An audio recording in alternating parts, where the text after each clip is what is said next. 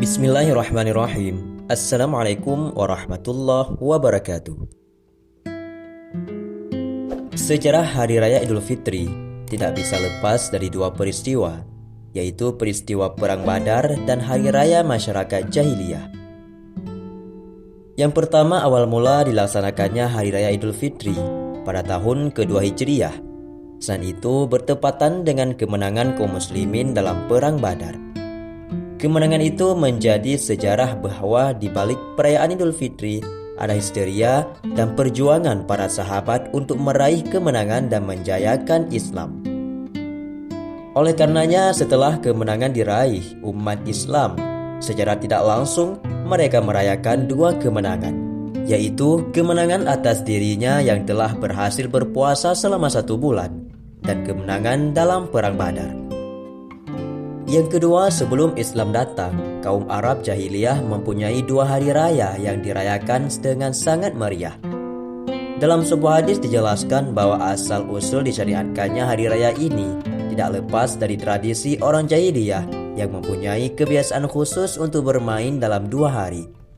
Yang kemudian 2 hari itu oleh Rasulullah SAW diganti menjadi hari yang lebih baik dan perayaan yang lebih baik pula, yaitu Idul Fitri dan juga Idul Adha.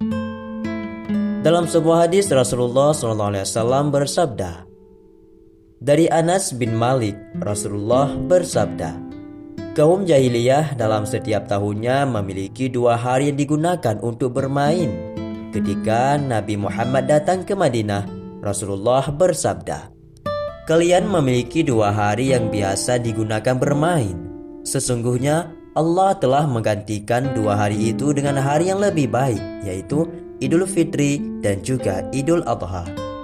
Hadis riwayat Abu Daud dan juga An-Nasa'i. Hadratus Syekh Muhammad Hashim Asy'ari dalam kitabnya Risalah fi Aqaid menjelaskan bahwa 2 hari yang setiap tahunnya digunakan untuk pesta pora oleh kaum jahiliyah itu disebut dengan hari Nairus dan Marjan. Dalam setiap tahun, 2 hari ini digunakan untuk pesta pora dan diisi dengan mabuk-mabukan dan menari-nari. Dikatakan bahwa Nairus dan Marjaan merupakan hari raya orang Persia kuno. Setelah turunnya kewajiban puasa bagi umat Islam, Rasulullah mengganti Nairus dan Marjan dengan hari Idul Fitri dan juga Idul Adha. Tujuannya agar umat Islam mempunyai tradisi yang lebih baik dan sejalan dengan apa yang disyariatkan oleh Allah Subhanahu wa taala.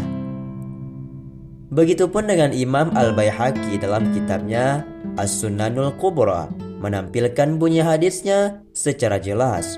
Rasulullah bersabda, dari Abdullah bin Umar, Rasulullah bersabda, barang siapa membangun negeri kaum Ajam, yaitu selain Arab, kemudian meramaikan hari-hari Nairus dan Mihrajan mereka, serta menurut mereka hingga ia mati dalam keadaan seperti itu, maka ia akan dibangkitkan bersama mereka pada hari kiamat.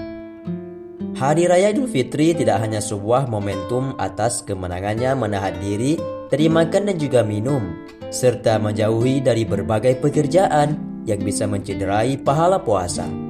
Lebih dari itu, Hari Raya Idul Fitri merupakan suatu hari yang harus dibanggakan, karena pada hari tersebut Allah Subhanahu wa taala menjanjikan ampunan bagi orang-orang yang melaksanakan ibadah salat Hari Raya Idul Fitri. Rasulullah SAW bersabda, diriwayatkan dari Ibnu Mas'ud dari Nabi Muhammad SAW bahwa Nabi bersabda, ketika umat Nabi Muhammad melaksanakan puasa pada bulan Ramadan dan mereka keluar untuk melaksanakan salat Idul Fitri, maka Allah Subhanahu wa taala berfirman, wahai malaikatku, setiap yang telah bekerja akan mendapatkan upahnya, dan hamba-hambaku yang telah melaksanakan puasa Ramadan dan keluar rumah untuk melaksanakan Idul Fitri serta memohon upah dari ibadah mereka, maka saksikanlah bahwa sesungguhnya aku telah memaafkan mereka. Kemudian ada yang berseru, wahai umat Muhammad, kembalilah ke rumah-rumah kalian, aku telah menggantikan keburukan kalian dengan kebaikan. Maka Allah Subhanahu wa taala berfirman, wahai hamba-hambaku, kalian berpuasa untukku dan berbuka untukku, maka tegakkanlah kalian dengan mendapatkan ampunanku terhadap kalian. Syekh Sulaiman bin Muhammad bin Umar al-Bujairimi dalam kitabnya Hasyiah al-Bujairami ala Khatib memaknai esensi hari raya bukan sekedar tentang pakaian baru dan sesuatu yang serba baru. Meski pada dasarnya dianjurkan menggunakan pakaian baru, pada hakikatnya bukan itu maksud dan makna dari hari raya yang sesungguhnya.